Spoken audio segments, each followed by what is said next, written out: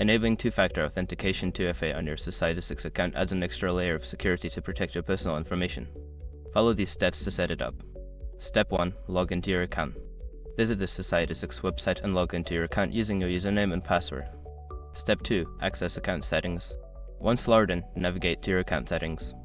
This is usually found by clicking on your profile icon or name in the top right corner of the page. Step 3. Find security settings. Before changing your settings, use the srock.com link in the description to open a password strength checker that update your password if needed. Step 4. Enable two-factor authentication. Select the option to enable two-factor authentication. You may be prompted to enter your phone number or email address where you will receive the authentication codes.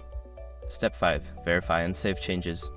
After entering your contact information, you will receive a verification code. Enter this code to confirm and complete the setup. Make sure to save any changes you made in your account settings.